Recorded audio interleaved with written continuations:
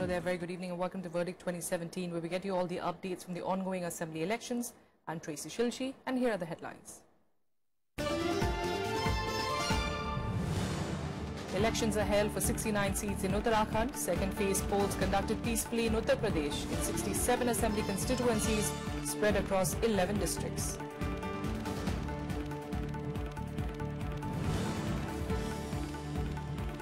Campaigning continues for the remaining phases of election in Uttar Pradesh. Prime Minister Narendra Modi addresses a poll rally in Kannauj.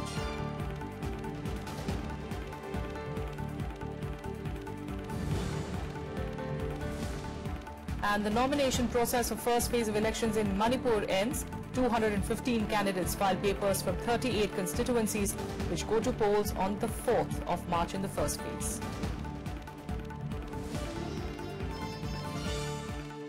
Uttarakhand today witnessed 68% voter turnout till 5 p.m. The state voted in a single phase for 69 of the 70 assembly seats.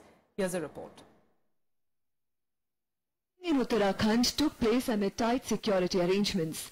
Long queues were seen right from the morning itself as the state voted for 69 out of 70 assembly seats.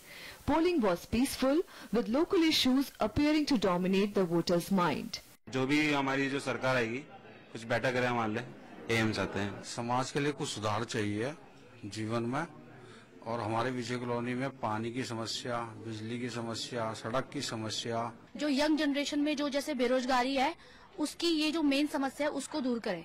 Voting for the assembly seat of Karnaprayag constituency was rescheduled for 9th March following the death of a BSP candidate. Chief Minister Harish Rawat, who is seeking a second stint in office, is contesting from two seats, Haridwar Rural and Kicha in Udham Singh Nagar district. With a lot at stake, the main contenders fielded their star campaigners in the election. The BJP even had a lot of union ministers addressing poll rallies. मैं लोगों से कहूंगा कि एक स्पष्ट अच्छा बहुमत हमको दें, ताकि मैं जिस रूप में वो चाहते हैं यहाँ की गवर्नमेंट चले वो दिखा सकूं। अभी तो खाली हमने झलक दिखी है और आगे तो बहुत कुछ करना बाकी है। चाहे वो कानून व्यवस्था हो, चाहे आर्थिक तंत्र की व्यवस्था हो, और चाहे वो अवस्थापना विकास का हो, हर क्षेत्र में बिल्कुल ऐसी परिस्थिति में विकास के काम सब ठप पड़ गए। अब लगा ही नहीं कि यहाँ कोई शासन है, जंगल राज जैसा लगा लोगों को। तो इसलिए शुरू से ही लोगों ने ये मन बना दिया था इस समय इस सरकार को उखाड़ना है। 628 candidates are in the fray for the single phase of polling in the Hill State. In the 2012 assembly elections, out of the 70 assembly seats, BJP won 31, Congress 32, BSP 3, Independent 3 and UKDP 1 seat. Bureau Report, Rajya Sabha TV. Both of state government, central government as also home guards, who worked tirelessly and silently to ensure successful conduct of these polls. Commission had made elaborate arrangements to ensure that these elections go in a very peaceful manner. This is a very sensitive phase from different aspects and in more ways than one. I would give you some statistics which is relevant, but the most important part is that the commitment of the Commission was to have completely safe and secure environment, and also to make the elections voter-centric. For that, the assured minimum facilities concept, which has been introduced by the Election Commission at all polling stations. Total electorate strength for this particular phase 2,28,96,96,627, जो कि 67 constituencies में spread थी। 721 candidate, 721 candidates frame में थे, जिसमें कि 82 women candidate और एक थर्ड जेंडर कैंडिडेट ने भी पार्टिसिपेट किया लखीमपुर डिस्ट्रिक्ट से। 23,696 पोलिंग बूथ इस्टेब्लिश किए गए थे, जो कि 14,771 पोलिंग स्टेशन लोकेशंस में स्थित थे, और 26,065 इलेक्ट्रॉनिक वोटिंग मशीन्स को यूज किया गया। इस फेज में 3 असेंबली कॉन्स्टिट्यूएंसीज में वीवीपैट को यूज किया गया और टोटल 2403 वीवीपैट्स यूज की गई। ये एक प्रसन्नता की बात है कि जो हमारे ईवीएम्स और वीवीपैट्स की टेक्निकल खामियों की वजह से रिप्लेसमेंट करनी पड़ी वो बहुत ही मिनिमल रही। 117 ईवीएम्स जो कि सिर्फ 0.47% है और 24 वीवीपैट्स जो कि 0.8% है टोटल यूज का। Deputy Election Commissioner giving us an idea of what happened today in the second phase in Uttar Pradesh, and we'll give you an update on that in just a short while. But since we were on the story of Uttarakhand, 68% of voting that we had witnessed till about 5 p.m. We are of course going to be getting an update as the evening progresses. But our correspondents have been getting us an idea of how things have been panning out across the state. Shyam Sundar, in fact, joining us this evening from Dehradun. We also have Pranav Goswami joining us from Joshimath. If I could come to you, Shyam, first of all, Dehradun, the epicenter really of where all the political activity happens as far as Uttarakhand is concerned. Give us a sense of what you saw. Well, Tracy, let me tell you, I am in one of the booths in Dehradun, and you can see behind me there are still few voters there and a few voters inside the booth, and voting is still taking place here, and in many other polling booths in Dehradun. So the final figures will improve once the polling gets over in all the booths. As far as election process is concerned, from the morning itself, the process was quite smooth, and in every area, in large number of voters came to the booth. As far as issues are concerned, we seen here in the polling booths that voters were quite vocal, and many voters were saying that they want a change this time, and they were talking about the issues, and they were quite unhappy the kind of things unfolded in last 5 years. Though many leaders from Congress, they left and joined the BJP, but still most of the people, they were talking about the local issues, development, education, health, and political instability also. So generally voters are silent when they go to vote, but in Uttarakhand and especially areas near Dehradun, they were quite vocal today. Absolutely, and could that be a worry for the Harish Rawat government? We'll have to wait and see. Pranav, if I could come to you, is that the kind of sentiment you found as well among the voters there in Joshimath?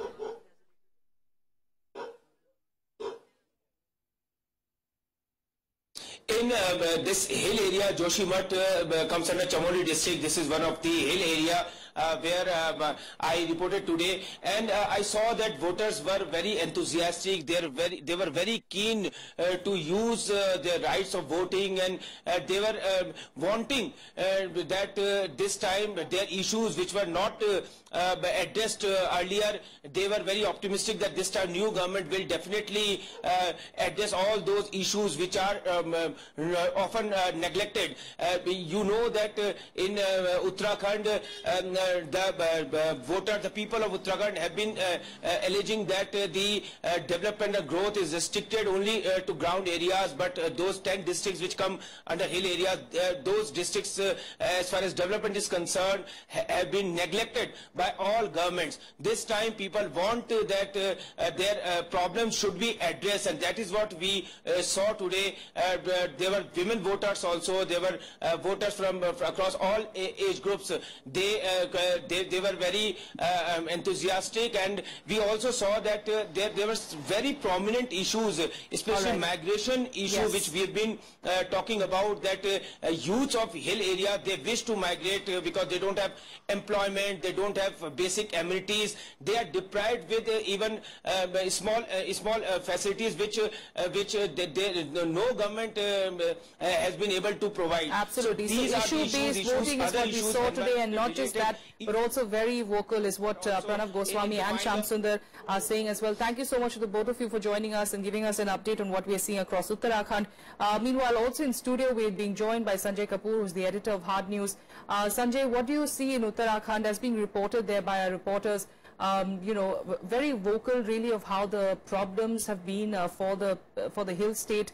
This is something, in fact, that we hear in Manipur as well, where the valley gets most amount of the money, most amount of the projects, and the hill districts literally get ignored. And that's something that is coming out very vocally from Uttarakhand this time around, even more so.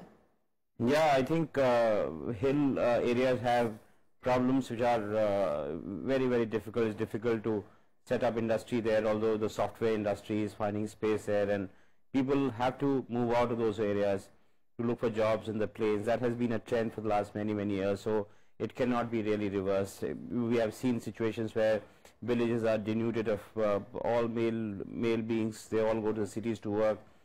But this election is, is going to be very hard fought. What has really happened is that between the BJP and the Congress, there's been too much of going and coming of leaders. There's so many Congress leaders who joined the BJP, and BJP is looking absolutely unrecognizable, looks more like Congress, and similarly the Congress has seen so many people coming in. So in a certain way, the ideological differences that used to exist between the two parties have got very blurred. Nothing separates the two of them. And in a scenario like this, Sanjay, I'm sorry for cutting you there, but in a scenario like this, what do the voters vote for then? Do they vote for the party? Because in certain cases, you may probably lose track of which candidate has gone where. And in that sense, does a voter then just vote on the principles of a particular party and not on the candidate?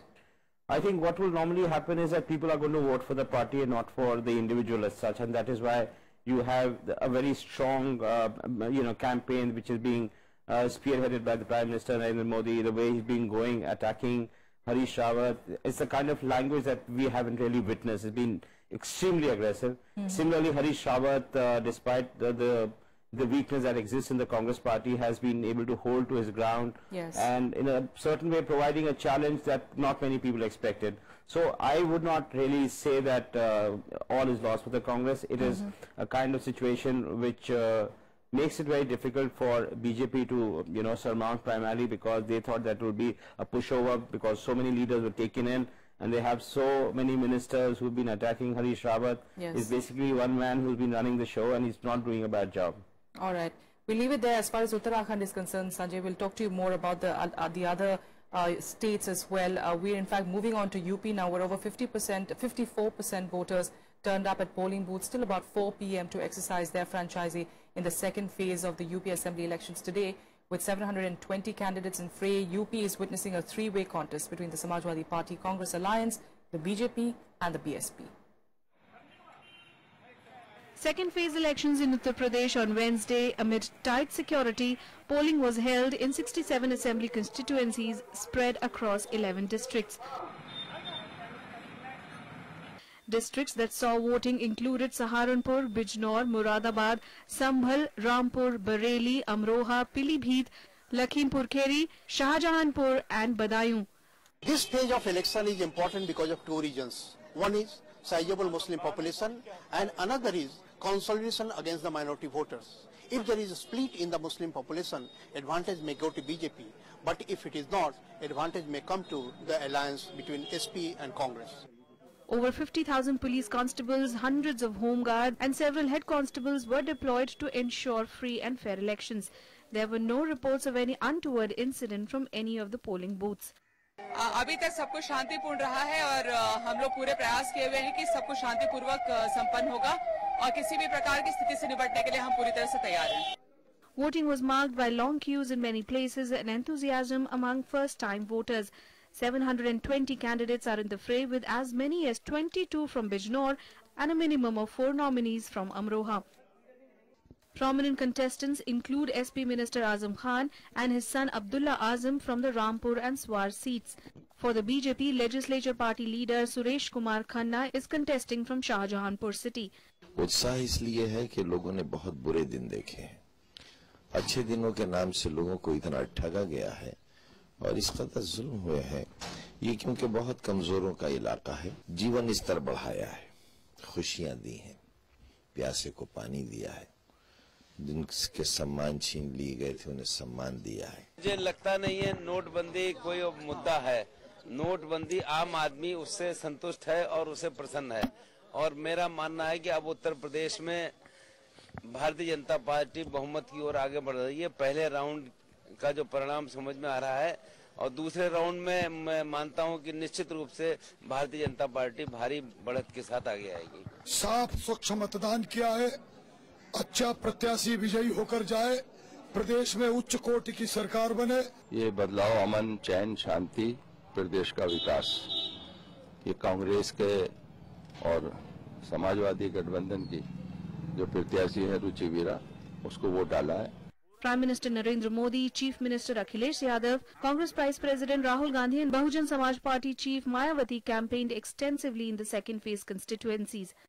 Polling will be next held on February 19th, 23rd, 27th and March 4th and 8th. Counting of votes will be taken up on March 11th. Bureau Report, Rajya Sabha TV. For an update on how things are panning out in Bareilly, we've got our correspondent Akhilesh Suman joining us now. Akhilesh, what I'm seeing at the moment, a news flash coming in that till about 5 p.m., 65.5% voting was witnessed across Uttar Pradesh in the second phase. What are you seeing around you, the kind of sentiments, with the people? Because this number seems to be, a much better graph as compared to the first phase, looking at the amount of voter count that we're seeing.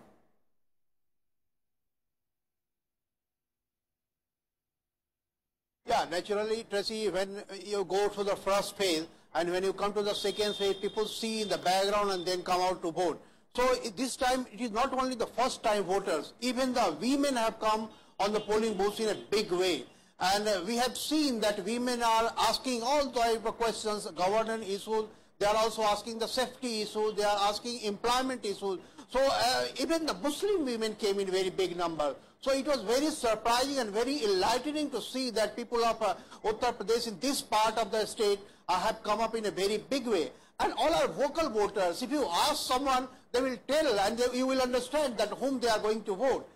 One time I was in Rampur, and when SP and BSP people, though they are not telling in clear terms that who are they going to vote, but they are giving enough hint, and they are speaking in loud voice that they have voted for this region, they have voted for that region. So enthusiasm is all sides of political parties, and while BJP is banking on Prime Minister Narendra Modi charisma and his assertions that he will do the development in the state, BSP telling on the anti-incumbency against Akhilesh Yadav and also Prime Minister Narendra Modi. And so SP and Congress alliance is also enthusiastic about the new bonhomie between the two big parties of the state, and also that all the votes that will go against BJP and BSP will come to their pockets. So it is very interesting phase in this state, and I think the third and fourth phase, other phases will also be impressed, and they will go to better voter percentage. All right. Thank you so much, Akhilesh Suman, for joining us from Bareilly for an update from what we're seeing in UP. Sanjay Kapoor still with us. Sanjay, I'm running short of time, but I would like to know what is your assumption, or what is your, according to you, the significance of the second phase? Yes, second phase I think would clear the haze that was prevailing in the first phase. The first phase was more triangular than what we could make out. There was a constituency to constituency fight. I traveled in different parts of Western UP, and I found that, in some areas BJP looked strong, in some other areas you find Samajwadi Party and BSP. So I think, and you also had the additional factor of the Rashtriya Lok Dal, which has seemed to have done rather well, primarily because the disenchantment of the Jats towards the BJP. So that provided a new spin to the entire thing, so that the Jat factor would disappear in this phase. And this one primarily is zeroed on between the three major contestants. What I hear is that Samajwadi Party, primarily because of its support base among the minorities, is looking well. So is BSP. And this is a major fight for the BJP to somehow get its vote together.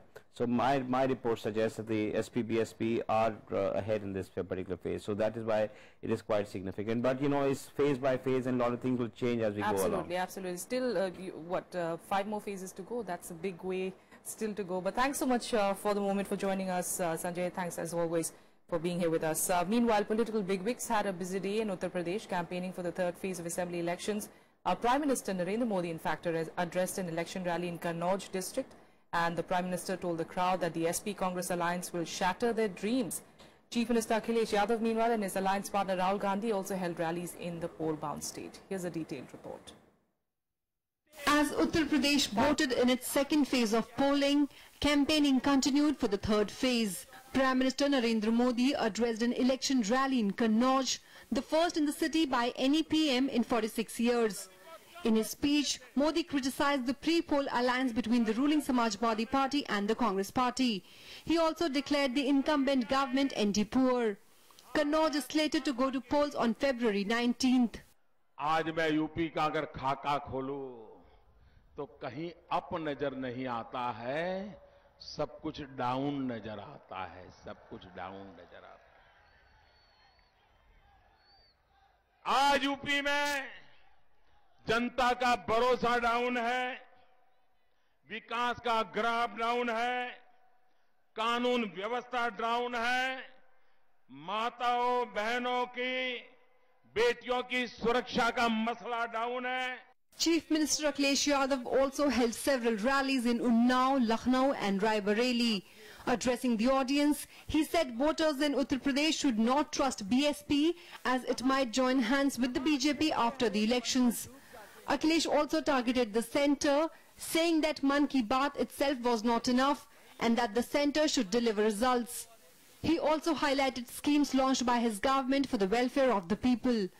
TV पे भी उनकी मन की बात सुन ली, कई वर्षों से लगातार उनकी मन की बात चल रही है, लेकिन कमाल ये है कि जनता अभी तक उनकी मन की बात नहीं समझ पाई और वो अपने मन की बात भी नहीं समझा पाए। हमने तो कहा कि इतने दिनों से मन की बात कर रहे हैं आप, कम से कम कोई काम की बात तो करो कि कोई काम किया हो तो हमें भी बता दो। Meanwhile, Congress Vice President Rahul Gandhi attacked Prime Minister Modi on the issue of demonetization and black money at a rally in Barabanki. मित्रों, मैं काले धन के खिलाफ लड़ाई लड़ रहा हूं।